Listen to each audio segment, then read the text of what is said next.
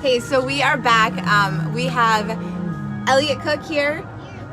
We're unfortunately taken out of the race too early. He was going strong. Unfortunate accident took him out. Tell me a little bit about what happened out there on the track. So the race started out pretty good for us, and we I think we were on about lap 5. We just had a small pit stop, splash of fuel, and running pretty good pace. And on the short course track here, I crested over a hill, and a gentleman was driving backwards the wrong direction. So we hit them head on at like 45 miles an hour. So. Okay, so that's something that I've talked about with a couple of the different guys, that we're getting hours into this, and so it's not just a physical stamina game, but it's mental at this point too. Getting into a race that's so many hours long, it's mentally challenging. Yep. So that probably had some play into it as well. Yeah, for sure. I obviously don't think he meant to do that. So, but he was obviously confused. So, it was just one of those unfortunate accidents that kind of happen sometimes. Yeah. So it took you out of the race. Yeah. So you are from Florida. Yeah, South Florida.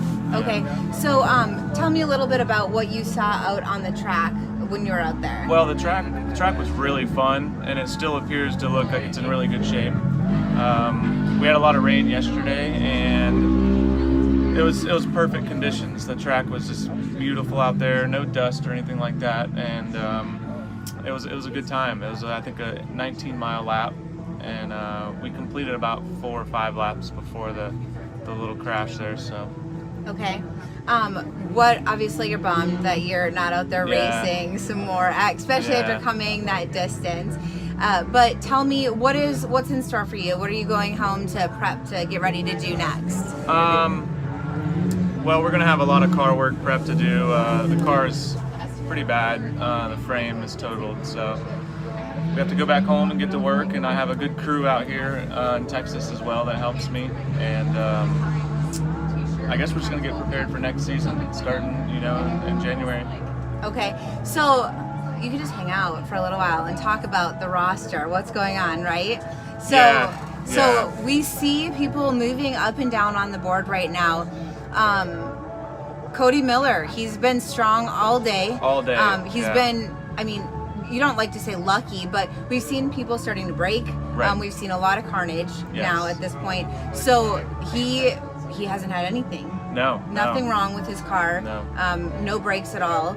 So no brakes, I can't say that. Nothing that has broken on his car at all. Where we've seen the majority of people had something that they've had to replace at this point. For sure. In a 12-hour race like this, it's almost impossible not to have issues. But of course, if anybody doesn't, it's probably the Miller brothers. They have a really good program, and they always find themselves at the front for good reason, I think. So absolutely, we've seen Hunter has had a couple issues though. Yeah, he has. He's had a couple but he's different. Climbing back up already. So he is. Yep. So he dropped down a ways, and now he's coming back up. He's in 4th. He's back up to 4th again. So Dwight Pollard, him and Colin Truitt were battling. They had a good battle. So I don't know Dwight Pollard. Do you know I know Dwight a little bit, not well, but I've raced some woods races and stuff with him, I believe. Okay, so obviously he's a top contender. He's up there. Yeah. So tell me a little bit about him and his racing style. I think he's quite fast in the AXCC series, in the woods in general, or endurance racing, I should say. I think he's going to be in it for the long haul. So he's from Georgia, so so this is his kind of racing. It looks like it is. Okay. Yeah, he's actually looking really good compared to how many guys are in this top 15 we're looking at. He's sitting in 5th, so I'd be really stoked right now if I was him. Yeah, absolutely. So we have those top contenders out there. Cody Miller is in 1st. Colin Truitt, Kyle Cheney, Hunter Miller, Dwight Pollard, Alan Butler, running down the top 10, Jared Sheets, Eli Bishke. Eli Bishke. Bishke, okay. I don't say it right. I think I've said it different every single time I've said his name today. Yeah. Brian Wazak coming in 9th, and then Shane Miller rounding out 10th. I know that 10th place position has been battled for all day long. Jack Letourneau, 11th, Yep. Sean Hess, 12th. I know Hess has been battling back and forth in that 10th place position. Yeah, he's been also floating around there all day for sure. Yep. So then, I mean, we still have a full field of those pro cars. I know, even my man Corey Willis, 14th. So it's a stacked field, you know. Absolutely, and we keep seeing them come in. I actually have seen less come in the last, I'd say, 2 hours. I feel like the first 3 hours is where we saw the most cars being hauled off. Yeah. Why do you think that is? I don't know. It's hard to say. I think I started this morning in the car as well, and the pace was pretty fast right away. And you could tell some guys were trying to play it smart and started backing it down, but some guys definitely did not.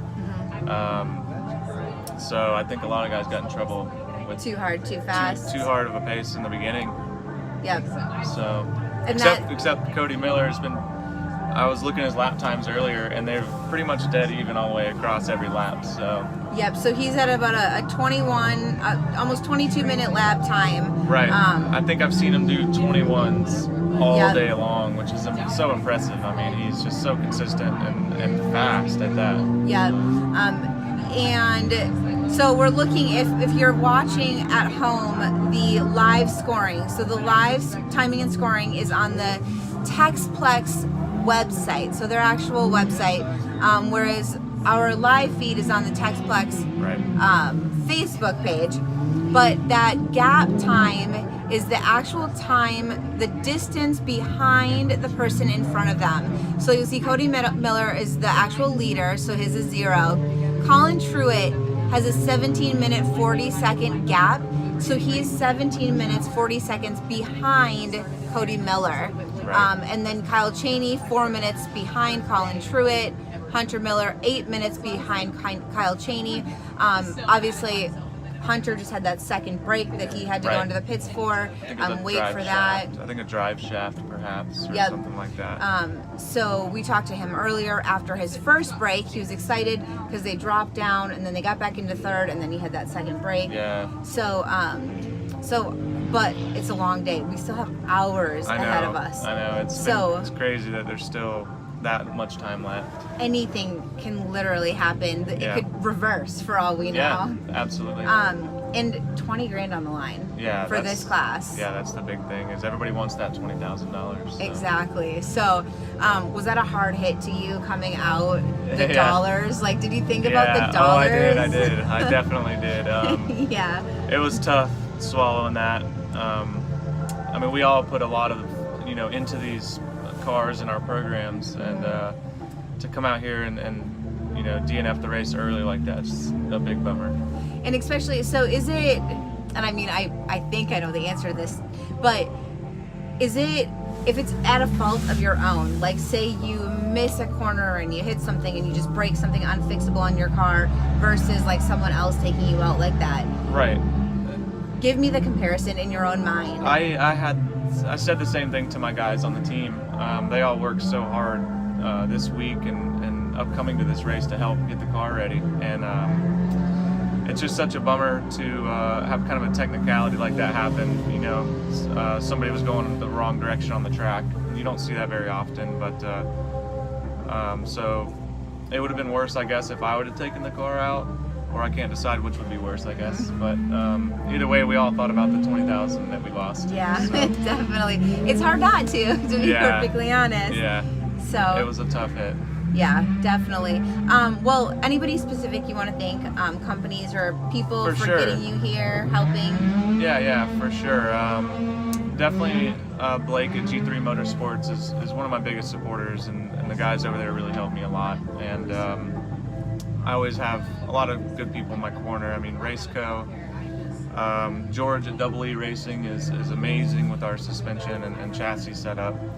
And PPEI has been helping us here recently with the software and tuning side of things, and those guys are on it. And that's been amazing. Graphic guys always helped us out with the wraps. of course, TexPlex for putting on these, amazing races and stuff for us to chase and championships. So, all those guys. Those are good ones. We've heard those names all day long. So good shout outs to all of them. Yeah. Well, thank you for being with us. Sorry that it ended like it did. But safe travels home. We're going to head back to the track and we'll be back with some more interviews shortly. Thank you.